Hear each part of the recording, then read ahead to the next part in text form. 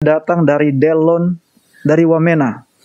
Saya mau bertanya, pendeta, kita hidup saat ini di zaman akhir, banyak sekali praktek-praktek adat istiadat yang membawa kita selalu tidak berjalan sesuai yang Alkitab ajarkan. Kita sudah bertobat terima Yesus, tetapi adat istiadat kita masih mengikat kita. Misalnya, ritual-ritual yang dilakukan bila seseorang baru bepergian ke suatu tempat-tempat yang dianggap keramat. Dan masih banyak lagi adat istiadat yang mengikat kita. Terima kasih. Silakan pendeta. Terima kasih.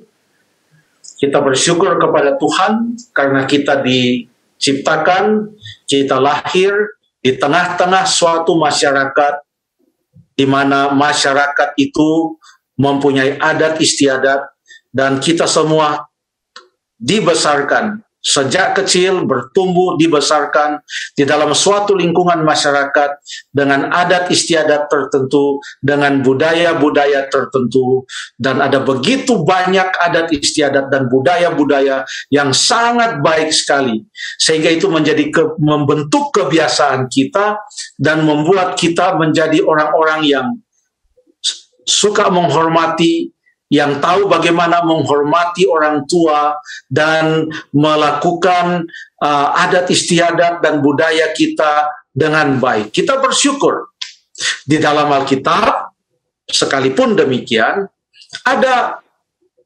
patokan-patokan bagaimana kita menjalankan adat istiadat kita.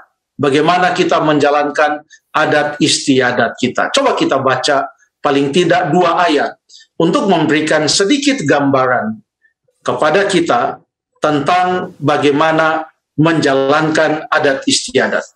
Kita buka di dalam 2 Raja-Raja pasal yang ke-17, ayat yang ke-7.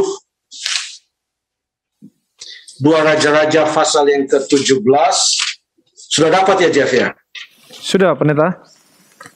Ayat yang ke-7 sampai ayat yang ke-9. Oke, pendeta. Ayat yang ke-7. Kita akan berganti-gantian ya. Oke. 17, ayat yang 7. Hal itu terjadi, ini judulnya Keruntuhan Kerajaan Israel. Hal itu terjadi karena orang Israel telah berdosa kepada Tuhan, Allah mereka, yang telah menuntun mereka dari tanah Mesir, dari kekuasaan Firaun, Raja Mesir, dan karena mereka telah menyembah Allah lain, dan telah hidup menurut adat istiadat bangsa-bangsa yang telah dihalau Tuhan dari depan orang Israel dan menurut ketetapan yang telah dibuat raja-raja Israel. Ayat yang ke-9.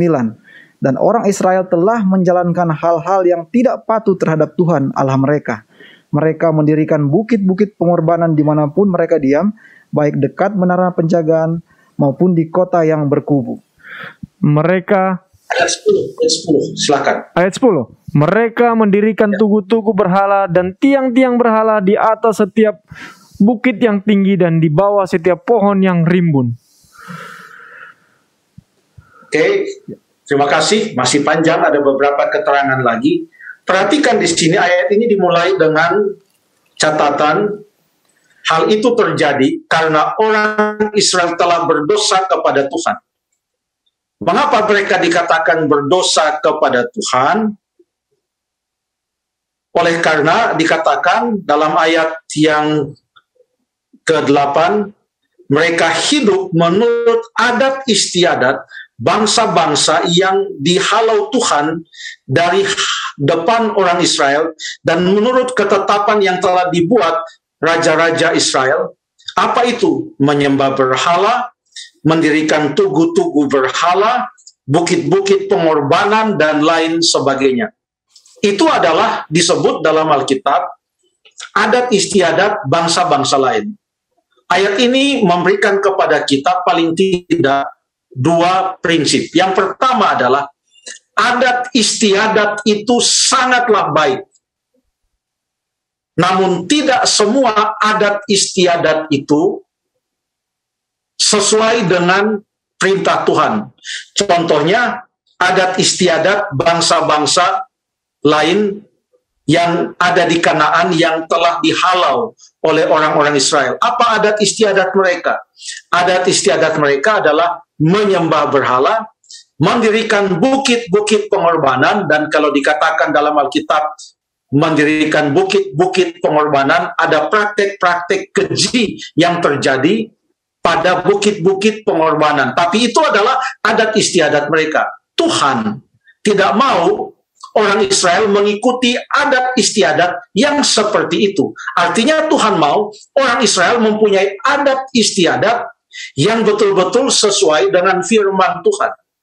Kalau itu tidak sesuai dengan firman Tuhan, Tuhan tidak mengizinkan bangsa itu untuk mengikuti adat istiadat tersebut. Makanya Tuhan Yesus mengatakan dalam Matius pasal yang ke-15, kita buka Alkitab kita, Matius pasal yang ke-15, ayat yang ke-4 sampai ayat yang ke-6, Allah berfirman, hormatilah ayahmu dan ibumu. Ayat 5, kamu berkata, barang siapa berkata kepada bapaknya atau kepada ibunya, apa yang ada padaku yang dapat digunakan untuk pemeliharaanmu, sudah digunakan untuk persembahan kepada berhala, orang itu tidak wajib lagi menghormati bapaknya atau ibunya.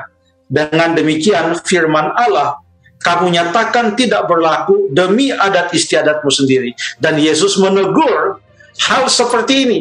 Jangan sampai demi adat istiadat mereka, ini orang-orang Farisi, karena mereka mengikuti adat istiadat mereka, mereka membuat firman Allah tidak berlaku lagi. Jadi itu adalah prinsip di dalam menjalankan adat istiadat kita. Terima kasih.